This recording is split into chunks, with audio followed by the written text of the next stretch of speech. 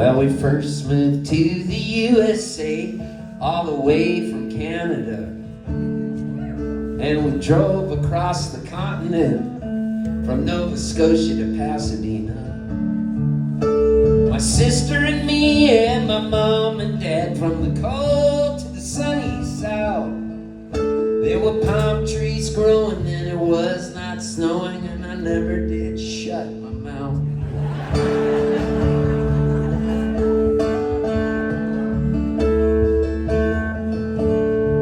Well, we drove on over to the courthouse in downtown Los Angeles. We put our hands on a Bible and we swore as a family that we were not communist. When we drove away, I started to cry. They said, "What's wrong, son? Are you sick?" I said, "I don't want to be an American. I want to be a Catholic."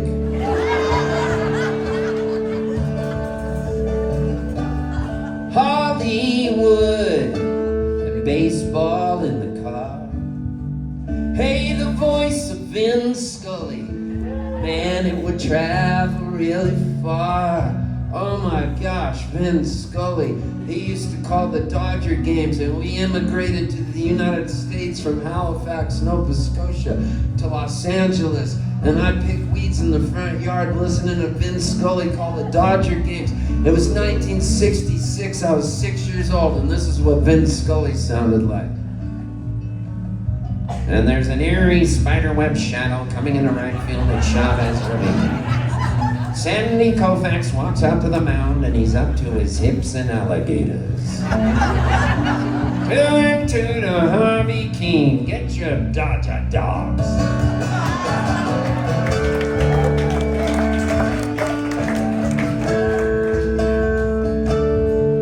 Well, I made my first communion in St. Rita's Catholic Church. There was incense choking and a priest was smoking, was a choir up in the perch. My face got red and my stomach felt bad. They said, "If you're gonna get sick, use a cup." Well, I thought by the time it was my turn for communion, Jesus would be all eaten up. Hollywood and baseball in the car.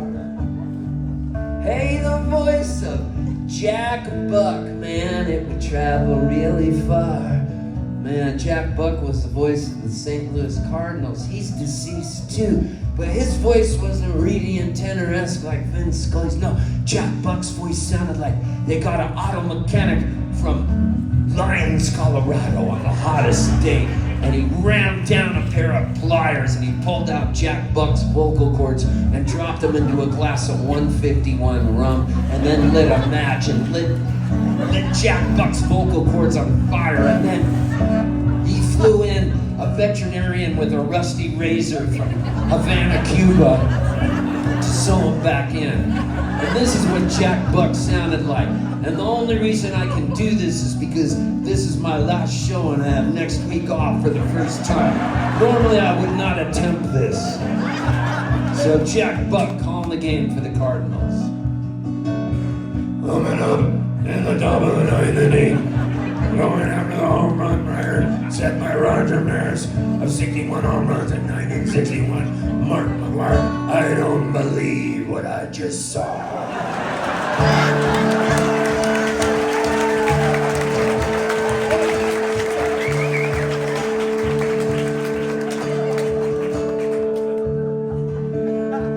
Well, my allergies were bad, so we moved to the desert to a city called Palm Springs. Trick-or-treated at Liberace's house. Each finger had a diamond ring. We met Elvis Presley in the middle of the summer, and he hugged my sister for far too long. Well, I felt kind of weird, but I would have pimped her out just to hear him sing a song.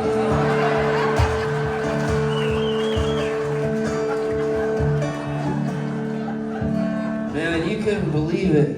The guy that lived across the street from us in Palm Springs in 1969, his name was Mr. Rice. He was the manager of the Palm Springs airport. 1969, coincidentally, was the year that Elvis Presley was having his comeback special. He got back in good shape. He was coming back big time. And the guy who lived across the street said, Steve, Kath, and Kath was my older sister.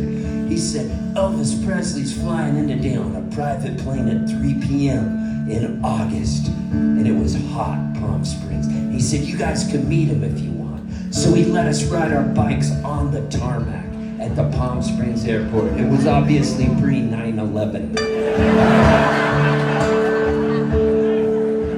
Hashtag too soon. But we rode our bikes on that tarmac. It was 120 degrees. We heard the engines of a plane howling above us. We heard the squeak of the tires as the plane landed. The steps came down and out walked Elvis Presley, larger than life. And he waited for us to come to him. We ran up to him. Rock star cool, handbook rule number 1, wait for fans to come to you and act like it's business as usual. He had it down pat. He smiled the most charismatic smile I'd ever seen. Even in that bright desert sunshine, it was 1,000 watts. And then he said, sounds like you kids been a-running. And I said, yeah, to catch you, Elvis. And Elvis Presley picked me up and he put me on his shoulders. And he took off my little baseball cap and he ran his fingers through my hair. I'm not making this up, this really happened, it's crazy. And then he swung me around, Elvis Presley. And then he looked at my sister and he goes, your sister sure is pretty. And I said, it's okay, Elvis, you could have her. I was trying to get a record deal from Colonel Tom Parker, even though I was only 9. Man, Elvis Presley laughed so hard. Then he gave us his autograph on a piece of paper he was holding. And then he just kept talking to us like he didn't want to leave. He loved talking to people. Till finally one of his assistants came up and he said, come on, boss, we gotta go. So Elvis Presley climbed into the back seat of his limousine, and as that limousine drew away, Elvis stuck his head out of the back window and he kept waving to us until it was like a mirage and he was gone. You could see the heat rising up from the tarmac. Well, we rode our bikes home high on the trail of success. Nothing could ruin our happy moods. Sure, the Vietnam War was looming over us and assassinations and drug overdoses were all over the papers.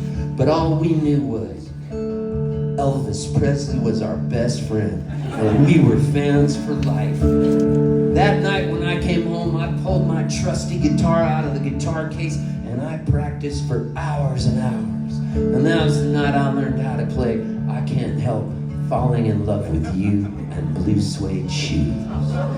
Cause you know what, people of Lyons, Colorado, on this beautiful Sunday, life is full of memory markers.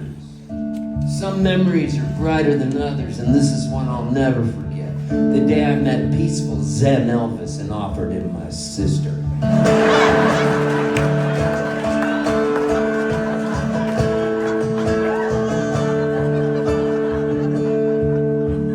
Here I am, a growing up boy at home on the 4th of July, staring out at the ocean and the fireworks in the sky. I miss my friends who aren't around, the ones who passed away. I'm feeling kinda grateful here on Independence Day. Hollywood and baseball in the car. Hey, the voice of Elvis Presley. Oh man, it'll always travel really far. I get allergies and asthma in the yard. No one ever told me growing up would be so hard.